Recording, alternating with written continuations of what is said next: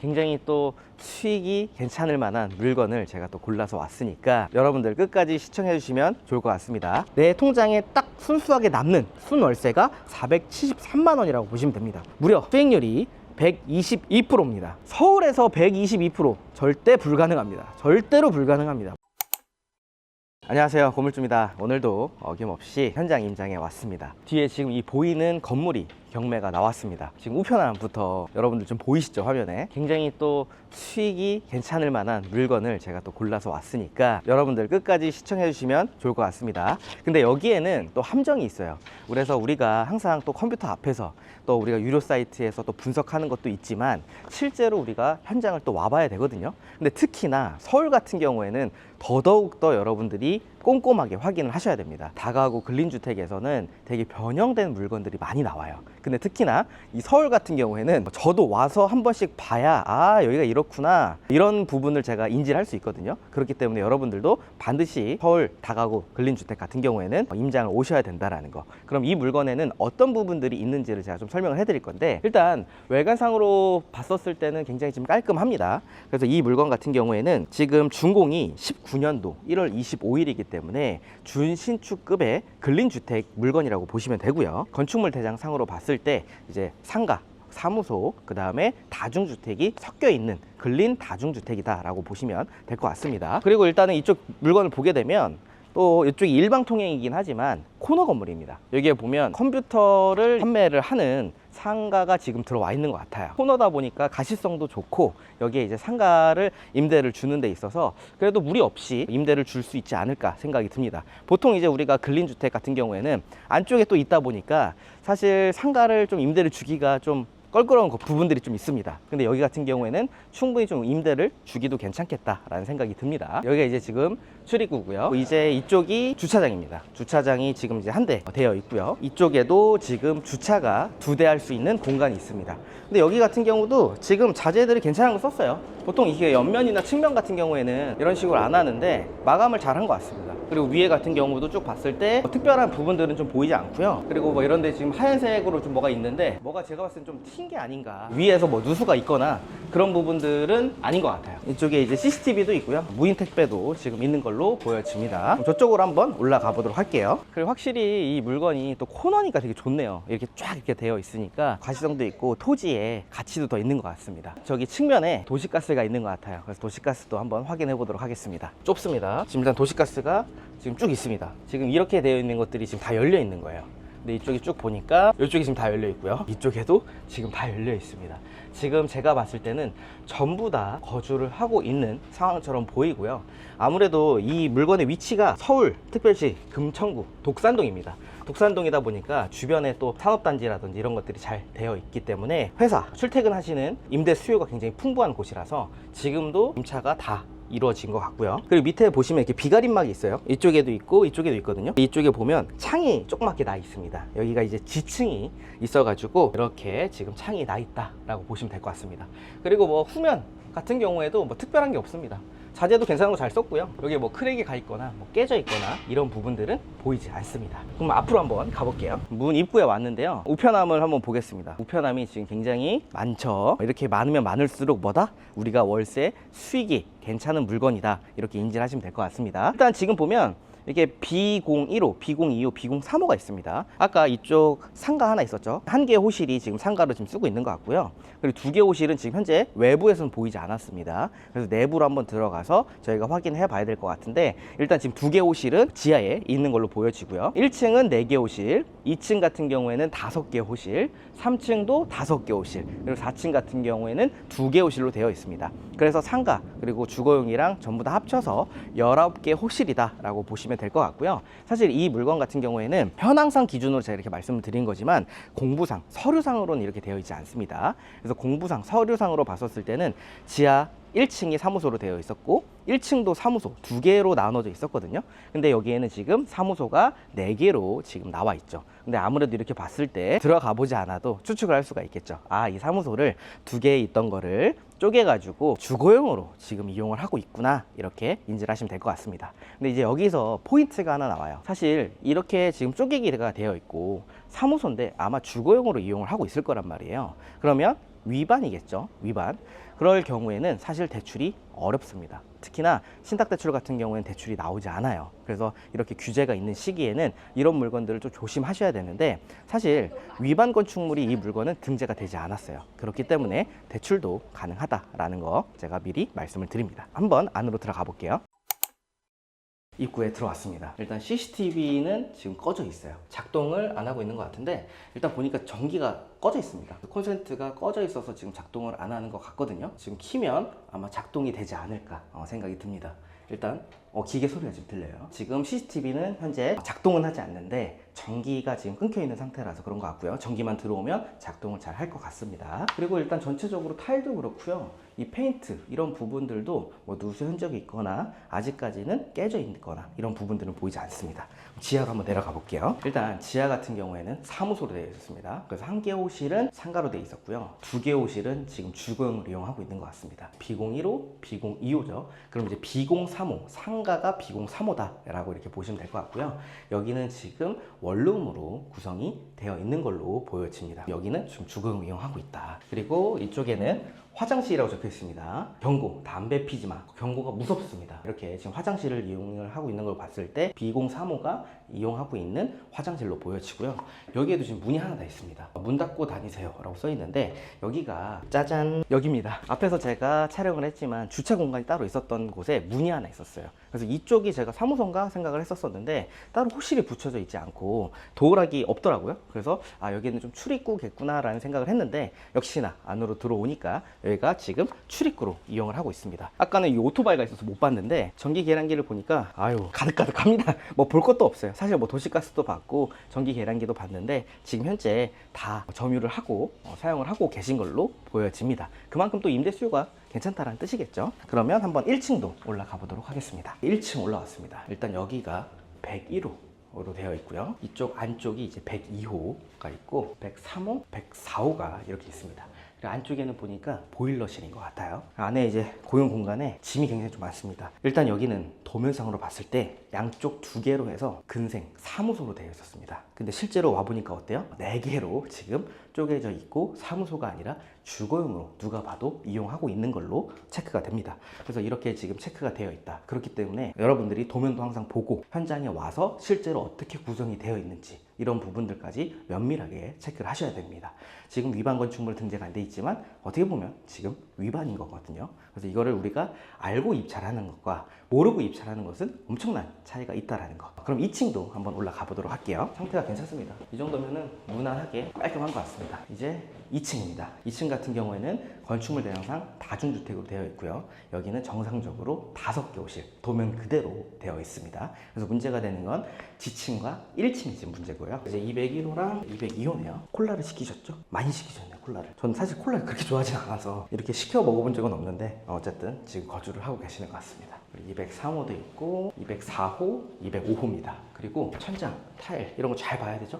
누수 흔적이나 깨진 것들 전혀 없어요. 깔끔합니다. 아마 준신축급이기도 해서 제가 봤을 때는 청소 정도 그리고 아니면 부분 도배 정도만 하고 바로 임대를 줘도 되지 않을까 생각이 듭니다. 그럼 3층도 한번 올라가 볼게요. 깔끔한데 이쪽에 조금 페인트가 뜬 부분들이 있어요. 그래서 여기도 조금 물자국이 흐른 게 보이거든요. 그래서 어디 쪽에서 좀 누수가 조금씩 있는 것 같은데, 지금 제가 이 자국이나 이런 것들을 만져봤을 때 지금은 없어요. 지금은 없어서 여기가 지금 누수가 계속 발생을 하는 것 같지는 않습니다. 그 전에 잡은 건지 이런 부분들은 여러분들이 탐문을 통해서 확인을 해 보셔야 될 것 같고요. 일단 위로 한번 올라가서 봐야 될 것 같습니다. 3층에 올라왔습니다. 오늘 날씨가 더운데 비가 좀 와서 그나마 좀 날씨가 시원하거든요. 근데 이 복도에 들어오니까 땀이 주르르 납니다. 3층 같은 경우는 이제 3층 301호, 302호, 여기도 동일하게 3호, 4호, 5호까지 구성이 되어 있습니다. 여기도 전부 다 원룸 구조로 되어 있고요. 다중주택이라고 보시면 됩니다. 여기는 아직까지는 특이사항 없어요. 그래서 한번 위에도 올라가 보도록 하겠습니다. 이제 아까 여기가 물이 좀 샜던 곳이거든요. 근데 여기서는 특이사항은 없는데 여기도 또 물자국이 있어요. 근데 제가 봤을 때 이 창문을 계속 열어놓으면 비가 올 때 특히나 이렇게 들어오거든요.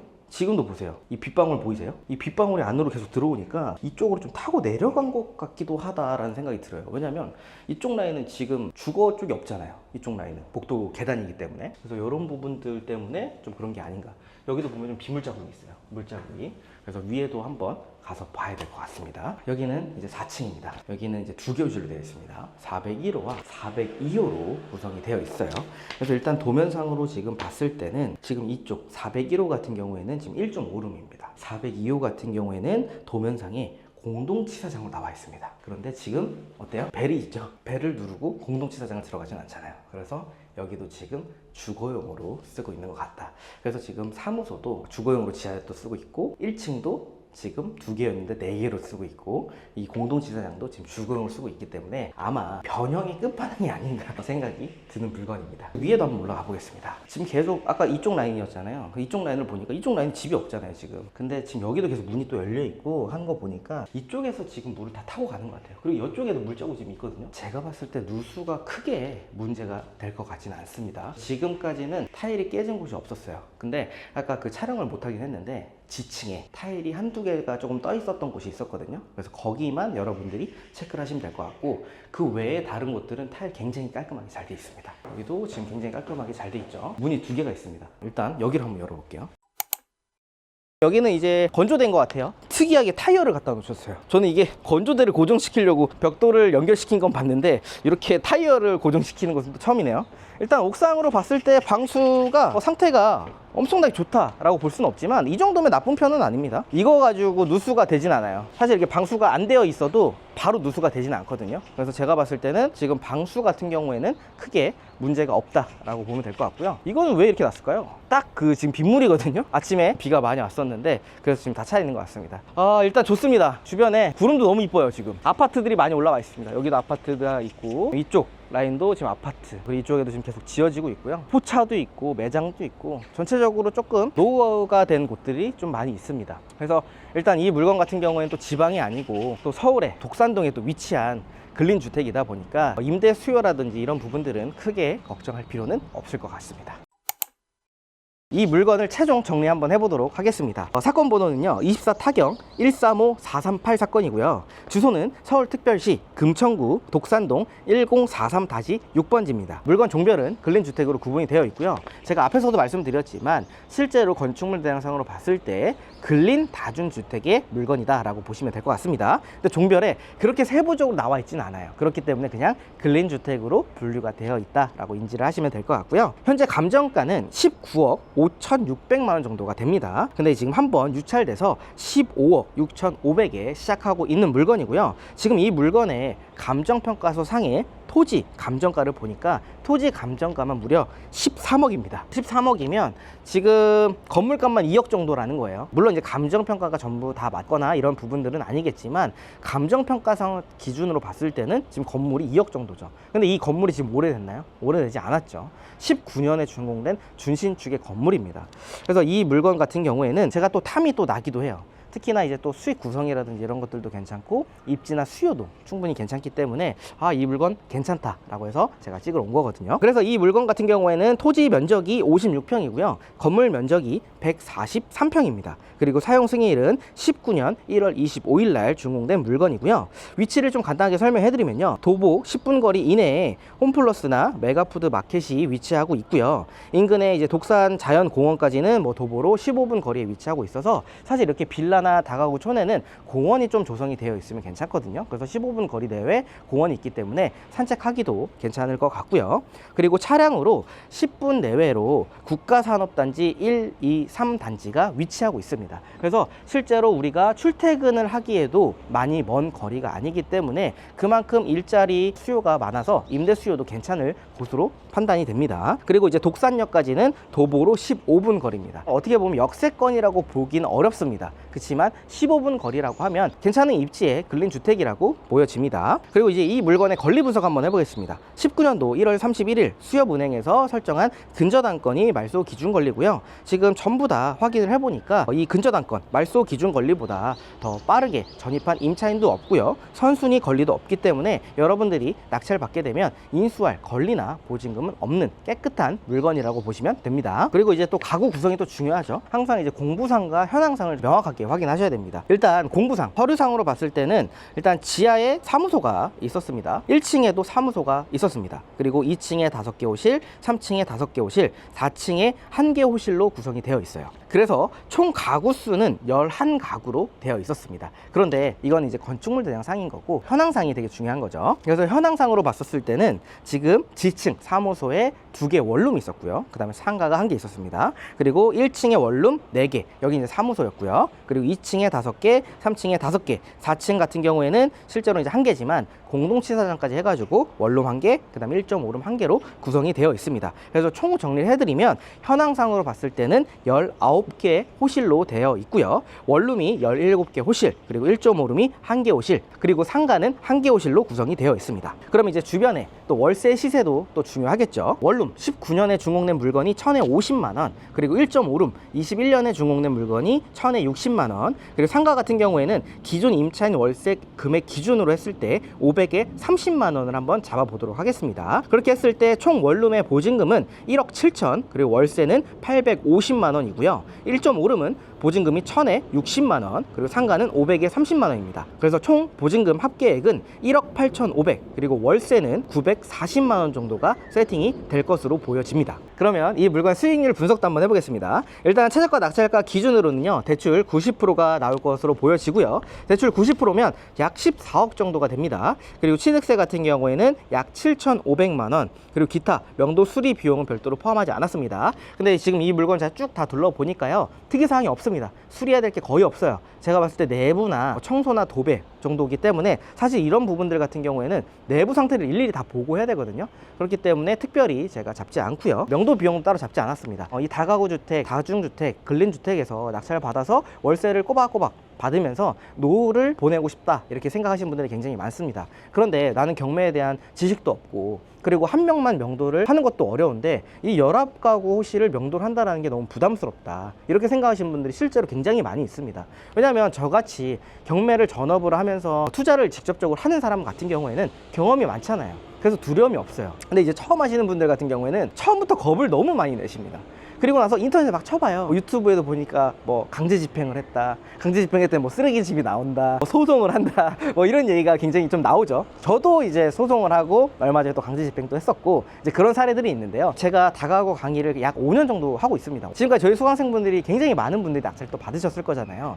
근데 다가구 주택에서 강제 집행을 했다라고 하시는 분을 전 지금까지 한 번도 들어본 적이 없습니다. 뭐 물론 있을 수는 있겠죠. 하지만 일반 빌라나 아파트보다도 이 다가구 주택의 명도가 훨씬 더 쉬운 부분들이 있습니다. 그래서 그런 포인트들이 또 있는데, 그런 부분들이 또 궁금하신 분들 같은 경우에는 고정 댓글에 세미나 신청하기가 있습니다. 제가 요번에 다가구 온라인 세미나를 진행을 합니다. 라이브로 진행을 하니까요, 고정 댓글 확인하셔서 신청하신 다음에 단톡방에 입장하시면 제가 일정 공지라든지 비공개 링크를 드릴 거예요. 그래서 신청하지 않으신 분들 같은 경우에는 비공개이기 때문에 보실 수가 없습니다. 그래서 관심 있으신 분들은 고정 댓글 꼭 확인해 주세요. 그래서 초기 투자금이 2억 3,150만 원 정도가 들어갈 것으로 보여져요. 이건 이제 최저가 기준이고요. 여기에는 취득세까지 포함된 금액입니다. 대출 이자를 또 계산해 봐야겠죠. 그래서 약 14억 정도 된다고 말씀드렸는데 5%로 계산해 보니까요, 월 이자는 579만 원 정도가 나옵니다. 그러면 굉장히 부담스러워 하시죠. 내가 14억을 대출을 받는다고? 난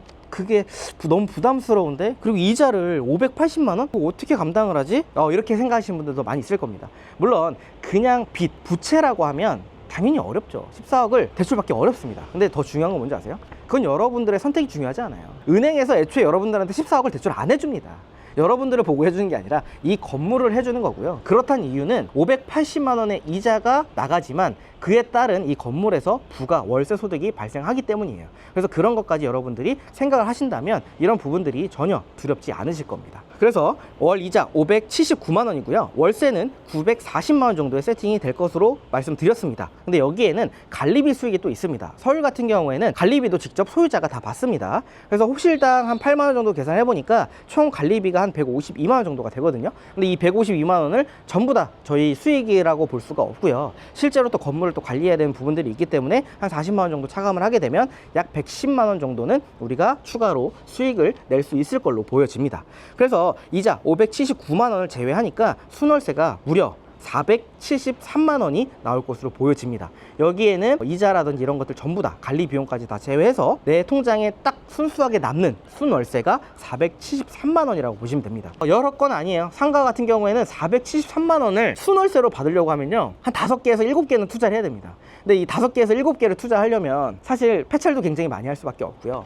거기에 공실이 또 나게 되거나 이러면 또 관리비라든지 여러 가지 이자 비용까지 계산하게 되면 그런 리스크가 굉장히 큰데, 이 다가구 근린주택은 이 한 건으로만으로도 그 정도의 수익이 나올 수도 있기 때문에 여러분들이 이 다가구에 관심을 꼭 가지셔야 되는 이유입니다. 그래서 수익률 계산 한번 해보면요, 초기 투자금 2억 3,150만 원인데요, 보증금 1억 8,500만 원에 세팅할 수 있다 그랬죠. 그러면 그 부분을 빼게 되니까 실제 투자금은 4,650만 원이 들어갑니다.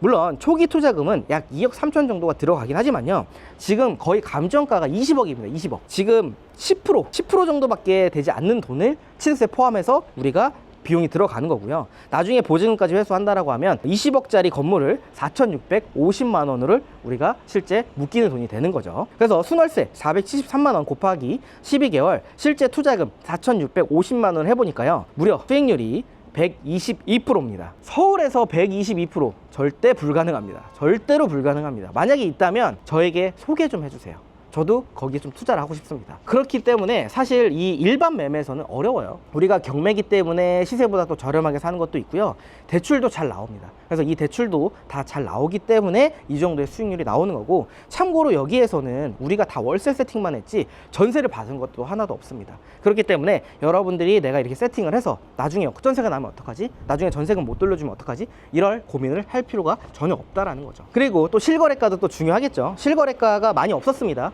근데 최대한 좀 비슷한 내역들로 좀 보수적으로 한번 조사를 해봤는데요, 일단 대지가 58평이고요 연면적이 132평입니다 근데 준공이 1997년이에요 그렇기 때문에 우리 물건은 19년 준공이잖아요. 그래서 굉장히 좀 차이가 많이 나기는 하는데, 이 물건이 25년도 6월 달에 17억 5천만 원에 실거래가 됐습니다. 근데 97년에 준공된 물건이 뭐 리모델링이 됐는지 이런 부분들까지 확인해야겠지만 사실 건물의 가치는 거의 없다고 보시면 돼요. 그렇기 때문에 지금 거의 평당가로 따지게 되면 한 3천만 원 정도의 거래가 된 것 같습니다. 그래서 3천만 원 곱하기 우리 물건에 대입을 한번 해볼게요. 56평을 해보니까 16억 9천만 원입니다. 근데 지금 우리 물건이 약 20억 정도의 감정이 됐거든요. 그래서 그거에 비해서 봤을 때는 이 17억도 지금 굉장히 좀 싼 금액이다라고 보시면 될 것 같고요. 오히려 이 물건 같은 경우에는 지금 한번 유찰되긴 했지만 오히려 좀 욕심을 부리면 신권을 좀 넘길 수도 있겠다라는 생각도 드는 물건입니다. 지금 촬영을 하고 있는데 비가 안 왔다가 지금 갑자기 또 비가 오고 있어요. 그래서 지금 오늘 제가 설명해 드릴 내용들은 다 말씀을 드렸으니까 여기서 영상을 마무리해야 될 것 같습니다. 다음에도 더 좋은 영상으로 찾아뵙도록 하겠습니다. 지금까지 시청해 주셔서 감사합니다.